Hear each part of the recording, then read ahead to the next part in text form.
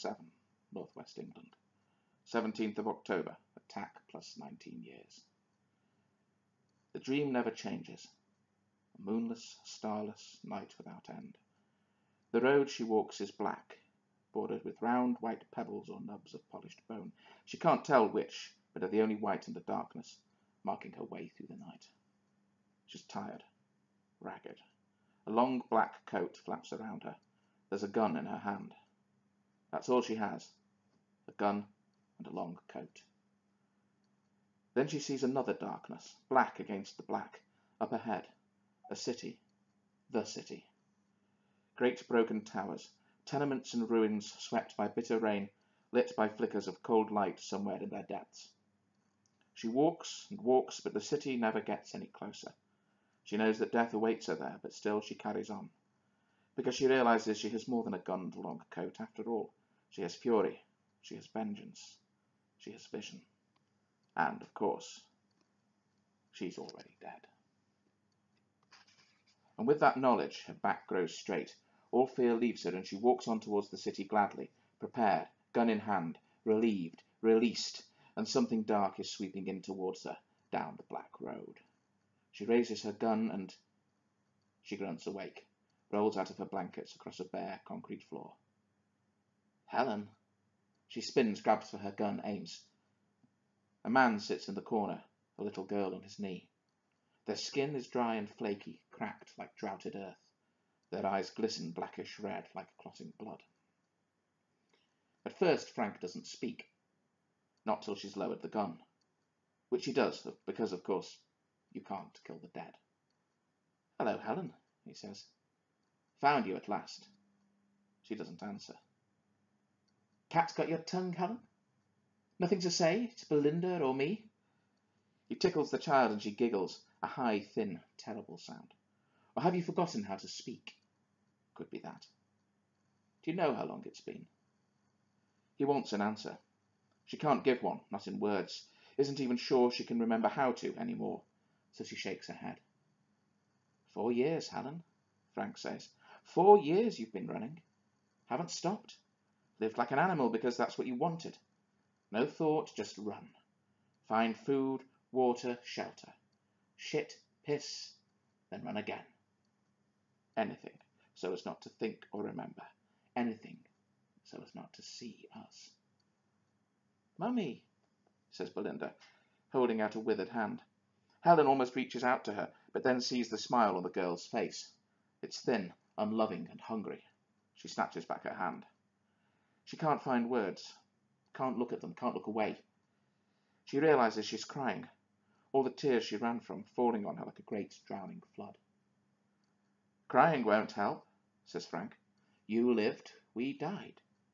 You carry us wherever you go. Helen tries to form words. What? How? Her voice is like rusty machinery grinding back into life. The tears don't oil the wheels. Brine only makes iron rust. We'll always find you. Try not to see us, but in the end you will. And now you're ours, Helen. Frank smiles. His teeth are long and thin and sharp like white needles. And we're hungry. At last her voice returns. My pack. There's food in my pack. Piss on your pack, Frank says cheerfully, reaching down to chuck Belinda's chin. What do we say to Mummy, chicken? Belinda giggles. It's a brittle, metallic, echoing sound. It shows her teeth, too, long white needles, the same as Frank's. Piss on your pack. That's right, chicken. Frank nods, looks up. There's only one food we came for. No. Helen tries to retreat, but finds the wall at her back. Belinda giggles again, and this time she doesn't stop. Yes. Frank advances. You're ours now. No, Frank, please. Please. He stops, puts his hands on his hips. Please. You're asking us for mercy, Helen. You dare ask us for that? His teeth are clenched, a mesh of sharpened bone. You killed us, Helen. You killed us. No, she shouted. No, I didn't kill you. Her voice is choked. She's crying. Belinda keeps giggling. I did not kill you. Then who did, Helen? Frank cups a hand to his ear. Who was it? You know. Tell me. Come on. Tell me, Helen. We're hungry. And we're tired of waiting. Tell me, and maybe, just maybe, we'll give you a chance. Winterbourne. Belinda falls silent. Frank lifts his chin, cocks his head. Again. Winterbourne. Frank nods. A slow smile spreads. Yes. Him. Winterbourne. He's the only one we'd rather have than you. So, we'll offer you a deal, won't we, chicken? Belinda grins and nods, eyes unblinking, grin unwavering like a decaying doll. A bargain, Helen, says Frank. It's a very simple one. Give us Winterbourne's soul, and we'll spare yours. What choice does she have? None at all. All right, she says. Avengers, says Frank. Yes. Shake. He holds out a hand like a bird's claw. She doesn't want to take it, but he doesn't lower it. Won't, she knows, till she does what he wants. She reaches out and takes his hand. It tightens around hers, gently at first, then painfully as Frank grins, then chuckles. Belinda starts that giggling again too. Frank's grin widens into a gaping laugh, and then he lunges at her, that mouth rushing towards her face. She cries out, and she's alone, but for the dying echo of their laughter. She slides down the wall to the floor and huddles there, shaking. They call it ghost lighting, seeing the dead. Everyone does it now, except for her. Not for a long time. She blinks and looks around her, seeing her surroundings properly for the first time in... Can it really have been 4 years? The room is bare concrete, dust and spiderwebs. A thin cold wind coming in through the cracks, a shattered window hung with rags.